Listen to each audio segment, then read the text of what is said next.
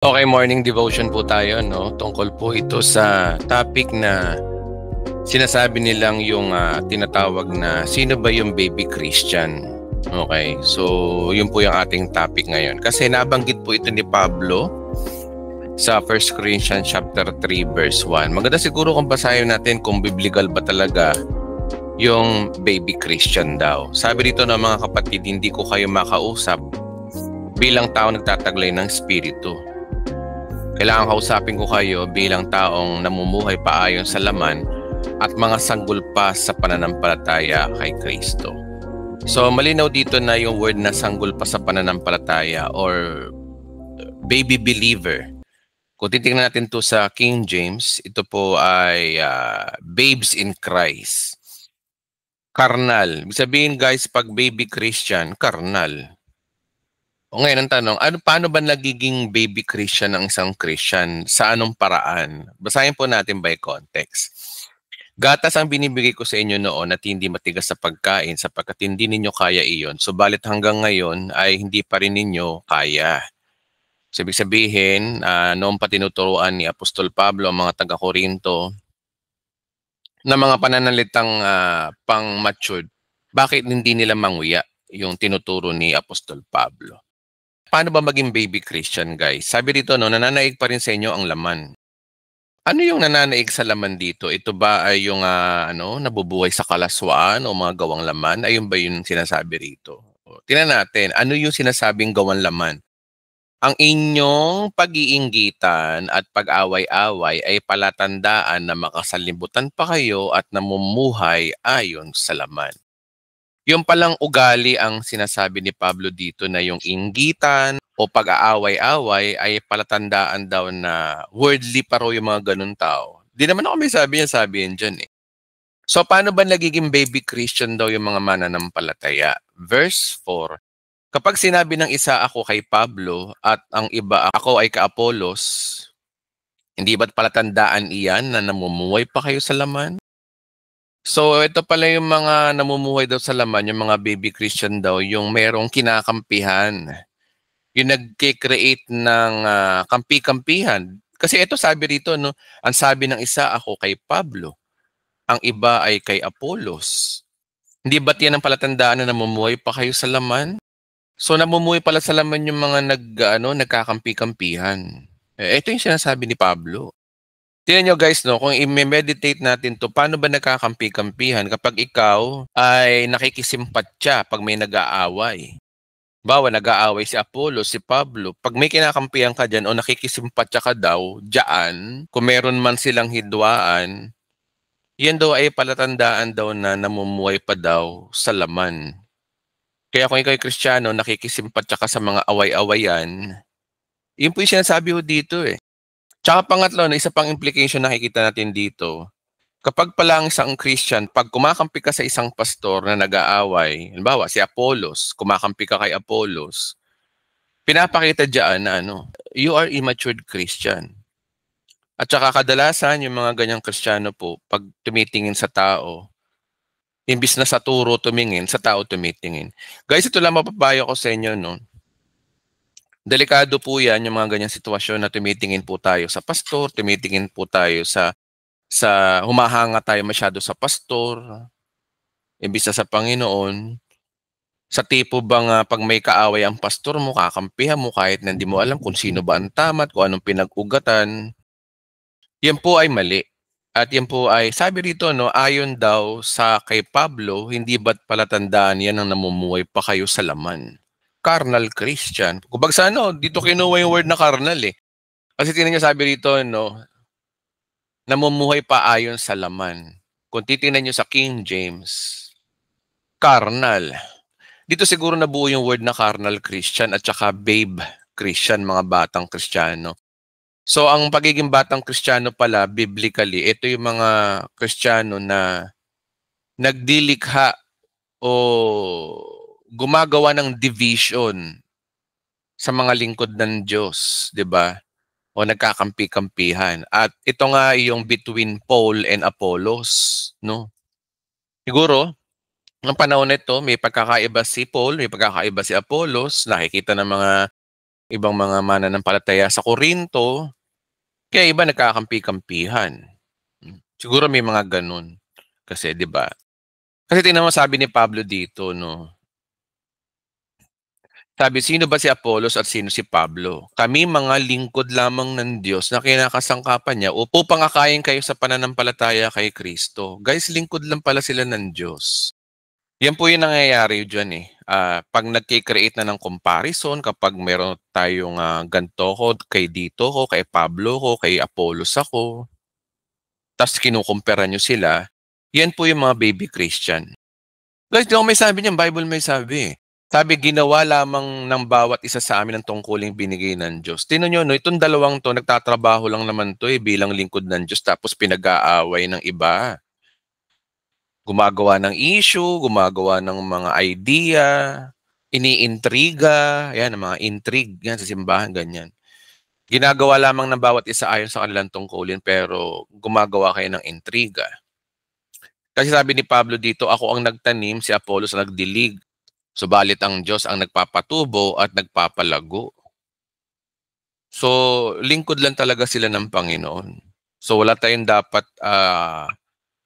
paksyon o kampihan sa simbahan.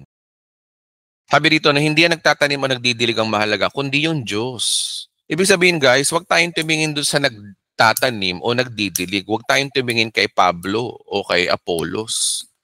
Dapat daw tumingin tayo sa Diyos. So ibig sabihin mga kapatid, sa tuwing tumitingin tayo sa tao, sa tuwing tumitingin tayo sa pastor, yan ay simula ng carnal Christian or babe Christian. Patunay na mga batang Kristiyano pa kayo, mahilig kayo sa intriga, mahilig kayo sa tawag dito, gawa ng issue, hindi naman nag-aaway si Apollos tsaka si Pablo pero pinag-aaway niyo. Gano'n po 'yun. 'Yun po ay, tanda daw ng, babe Christian o batang Kristiyano pa. Sabi dito, ang nagtatanim at nagdidilig ay parehong manggagawa lamang, ang bawat tatanggap ay gantimpala ayon sa kanyang pagsisikap. So, may mga gantimpala pala mga kapatid balang araw ang mga Christians sa kanilang mga ginagawa, sa kanilang paglilingkod sa propagation ng gospel.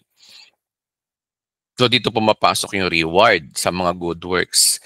3 verse 9, "Kami kapwa manggagawa ng Diyos at kayo ang kanyang bukirin. Kayo rin ang gusali ng Diyos." O manggagawa lang sila, parang pagtatayo ng building. Parang pagtatayo ng building 'to mga kapatid, eh, na sila yung manggagawa, tayo yung building, 'di ba? Oh. Kasi ayon sa kagandahang loob ng Diyos sa akin, inilagay ko ang pundasyon tulad ng isang mahusay na tagapagtayo. Siya daw yung, expert builder, kumbaga sa engineering. Engineering kasi ang metaphor ni Pablo dito para maintindihan natin, eh. Iba naman na nagpapatuloy sa pagtayo ng gusali. Sa pagtayo ng bahay, nilalagay yung pundasyon, nilalagay yung haligi, nilalagay yung bubong. Kaya sabi ni Pablo dito, ngunit dapat maging maingat ang bawat nagtatayo. Sapagkat wala nang ibang pundasyong maaring ilagay maliban sa nailagay na, walang iba kundi si Jesucristo. So ang isang building daw, ang buhay po niyan talaga ay nasa pundasyon. Yung mga haligi na yan, tayo lang yan. Yung mga ibang kasangkapan sa building, mga bubong, mga bintana, etc., tayo lang yan. Pero yung pundasyon mismo, si Kristo. Pero yung manggagawa daw diyaan, si Pablo tsaka si Apollos. Gano'n po yung ang church, okay. Ang mga pastor po yung, naglalagay lang, nag-aayos lang. Yung pundasyon mismo si Kristo, oh, okey. Tayo ay mga instrumento lang, tayo yun. O tayo din yung kumikilos. Gano'n po yung structure ng sinasabi ni Pablo. He used the term of engineering 'no, para maintindihan natin. Sabi dito, may nagtatayo na gumagamit ng ginto, pilak o mahalagang bato. Meron namang gumagamit ng kahoy, damo o dayami. So isang building, merong mga kasangkapan niyan, may yari sa ginto, may yari sa pilak, may mahalagang bato, okey. Oh, alin tayo dun? Oh, alin tayo dun? Tayo ba yung ginto? Tayo ba yung pilak o mahalagang bato? O tayo yung kahoy, damo at dayami lang? Kaya sinabi sa 13, makikilala ang uri ng gawa ng bawat isa sa araw ng paghuhukom, sapagkat mahahayag sa pamamagitan ng apoy kung anong uri ang ginawa ng bawat isa. Malalaman pala no, sa Judgment Day. At ang Judgment Day na to ay hindi po yung final judgment, kundi ito po yung judgment seat of Christ for the reward. Kasi binabanggit dito yung gantimpala eh. So it refers to the Bema judgment, hindi sa final judgment, meaning ito ay judgment seat of Christ to judge Christians according to their works for the reward. Yun po yung konteksto dito. Kung itinayo sa ibabaw ng pundasyon ay hindi masunog, tatanggap ng gantimpala ang nagtayo. Ngunit masusunog mo naman, mawawalan siya ng gantimpala. Gayun din naman, maliligtas siya. Kaya nga lang, para siya nagdaan sa apoy. Sa apoy. So yung mga babe Christians na mahilig, hindi nakakatulong sa propagation ng gospel, sa halip, nagki-create kayo ng division sa simbahan. Eh masusunog daw pala yung mga gawa nyo balang araw sa Bema Judgment, malalantad pala yun. Kung nakakatulong ka sa propagation ng gospel, maring ginto ka o mahaling bato o pilak, pero kung ikaw yung nagki-create ng division o ng away-away sa simbahan, masusunog daw yung gawa mo. Ligtas ka nga lang, pero para ka nagdaan sa apoy. Tapos ito yung babala ni Pablo, no? Hindi ba ninyo alam na kayo ay templo ng Diyos na naninirahan sa inyo ang kanyang espiritu? Tayo daw pala ang templo ng Diyos. Ang templo ng Diyos dito tayo. Yung building, yung church building na hinahalin tulad ni Pablo, tayo daw pala yun, tayo mga Christians. Tayong nag-serve to propagate the gospel. At ang mga construction worker dito ay yung mga pastor, kagaya ni Apostol Pablo at ni Apollos. Okay, ganun pala yun. Ganyan yung sinasabi dito sa verse na to. Tapos ito may babala, paparusahan ng Diyos ang sino mang magwasak sa templo niya. Sapagkat ang templo ng Diyos at banal at kayo ang templong yan. So paparusahan pala ng Diyos yung nangwawasak ng templo. Paano ba minawasak ang templo sa verse na to, sa konteksto na to? Sila daw yung mga taong babe Christian, yung mga mahilig sa kampi-kampihan, paggawa ng intriga. Yun yung sinasabi rito. Tignan nyo nga naman guys, no, kapag ang isang body of Christ, ang isang church, harmony ang relationship, pero kayo'y nagiging sanhi ng pagkampi-kampihan, awayan. Guys, may parusa pala sa inyo yun. So, nakakatakot tong verse na to kasi ang alam kong paparusahan ng Diyos sa New Testament ay yung nagtuturo ng maling gospel at hindi tumanggap kay Kristo. Ngayon, sa verse na to, may parusa din pala ang Diyos sa mga naglilikha ng pagkabahabahagi at pagkampi-kampi sa isang community ng simbahan. Kung ang ministry mo ay gumawa ng intriga sa simbahan, may parusa pala sa'yo. Tingnan natin to sa Greek, guys. Greek. Yeah. Know ye not that you are the temple of God, that the Spirit of God dwelt in you. If any man defile the temple of God, him shall God destroy. Sino man daw manira, defile. Sabi dito, no? Destroy talaga. Tapos yung destroy, corrupt o siraan. So, ibig sabihin mga kapatid, sa tuwing sinisiraan natin ang relasyon ng kapatiran sa simbahan, ang sino man mga tao sa simbahan, sa kapatiran, sinisira mo pala ang templo ng Diyos at parurusahan pala ng Diyos yun? Guys, tinan nyo, ganito po yung pag-aaral. Talagang hinihimay talaga no? Looking for the right translation, context. Makita nyo rito yung totoong sinasabi ng verse na to. Yung gumagawa ng intriga sa simbahan, pinag-aaway-away mo yung mga leader o pinag-aaway mo yung dalawang pastor, pinagkukumpara mo, you will be destroyed someday. Sabi rito.